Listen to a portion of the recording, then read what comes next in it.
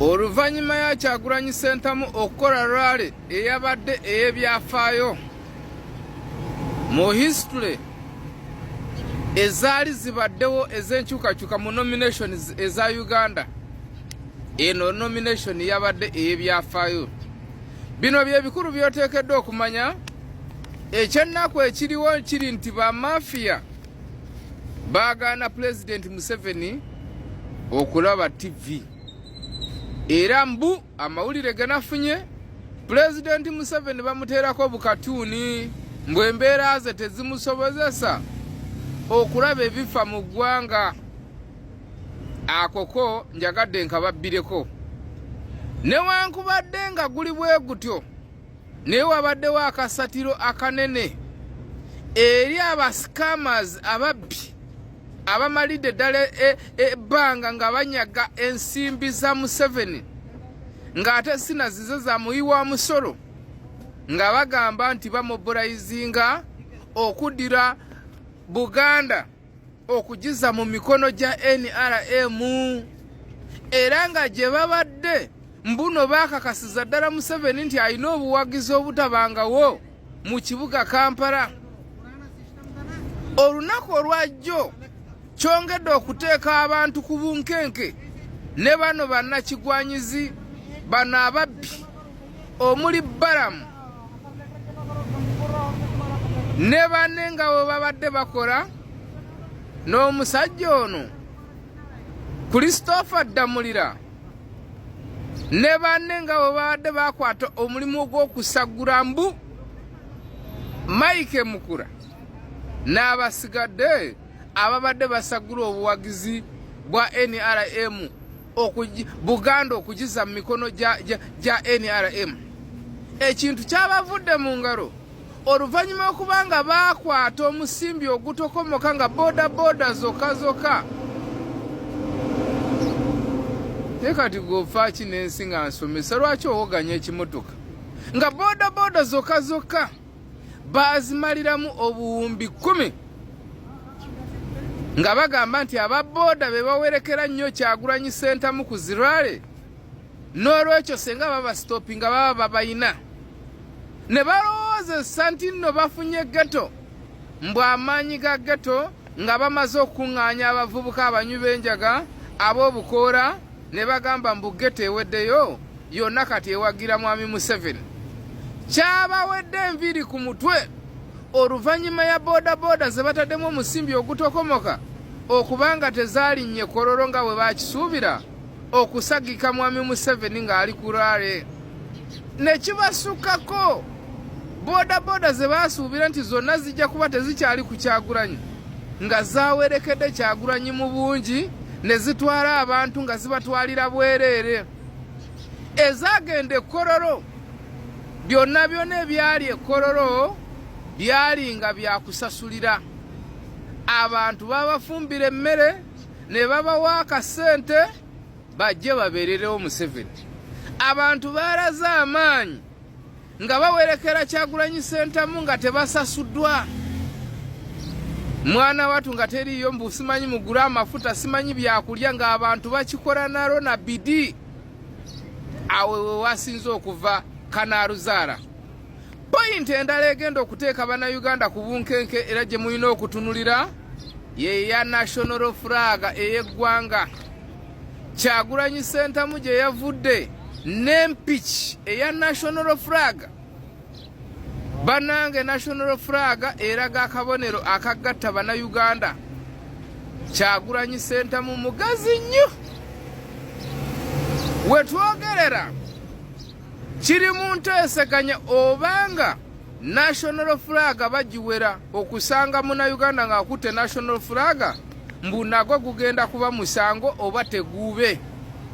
Anti mujjukira baagana military attires okubeera nga bafutu soja bazambala, kati national flag yo bagenda kugikolera ki?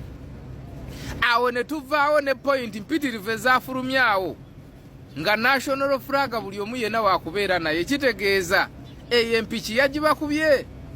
Ekirala ekya observingiddwa nga kyabadde ky'amaanyi bukyanga tubaawo ne ba first lady twafuna Babitungo twamala Babi Itungo Kyagulanyi yawadde speech etabangawo mu byafaayo byaba first lady abali bafuzeeko Uganda.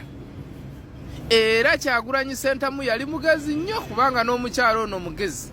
Banange bulijjo tubagamba nti behind any successful man there must be a strong woman standing.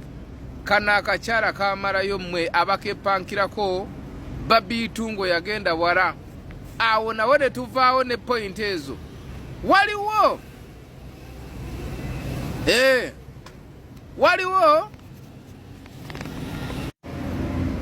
yes waliwo statement Kyagulanyi Ssentamu gye yakoze abasinga ne bagikubaganyako ebirowoozo ng'abagezi bokka be balina okugitaputa. Yagambye, if we don't win, we shall not convince anyone that we tried.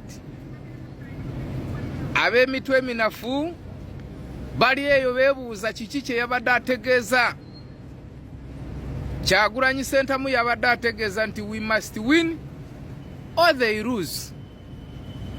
Ako kabadde kabonero akalaga bannansi nti ffenna kati twasigala bigurupu bibiri, the oppressors and the oppressed, abanyigiriza n'abo abanyigirizibwa. There is no opposition in Uganda nga tegenderedde kujjako Museveni. Ezisigadde zonna simanyi ba bugurupu bwa muceere bonna mwana watu ebigendererwa byabwe birala. Awo nawo ne mbatunuzaawoko. Waliwo akalala kenjagadde mutunulemu nti gavumenti yateeka ensimbi empitirivu mu bubiina busobole okwawulaayawulamu kubanga enkola ya gavumenti eno ya divide and rule, baawule obafuge. Kati yakuliyeetinga obubiina buno bwonna bwe mulaba mbu busobole okukendeeza ku bantu ku maanyi Kyagulanyi Ssentamu g'ayina, naye yakakizuula buzuuzi nti obubiina obwo bwonna ne bweneebukuŋŋaanya n'egattako n'obulala obutanajja tebujja kusobola Kyagulanyi Ssentamu. Bannayuganda twagala kubakulisaayo mwebale kuva mu lwale mu nomination. Kakati lutalo lugiddwako akawoowo olw'abo abanyigirizibwa n'abo ababanyigiriza. Luno lutalo terulimu mawanga, terulimu bika, terulimu ki, lutalo lw'abo abanyigiriza n'abanyigirizibwa. Era nga point endala esinga okwenyamiza nti Pulezidenti Museveni olw'embeera ze ez'obulamu ali mu time travel. Time travel kitegeeza nti oli mu biseera either bya mu maasoko oba ng'oli mu biseera bya mabegako. Pulezidenti Museveni mwamuwulidde lunywe ng'ekisanja kyasaba kyakutwala abantu kubakalakata mu mwaka gwa 1925 mpaka ku 1931. Musajja watu kyekisanja kyasaba. Olw'embeera ze tamanyi na kumanya nti tuli mu kyasa kya 2000 era tuli mu mwaka gwa 2025. Musajja watu kati ali mu time travel. Era kati endowooza ye ne byalowooleza Uganda bambi byamu byasabire eby'abakolonialist, abafuzi b'amatwale, slave trade, missionaries n'ebirala. Nze Kansime 61 mwebale nnyo abagoberedde analyst gye nkoze eri lumbu ya muyita mutabani waayo Seriti Buhabulwa Museveni. Mwebale.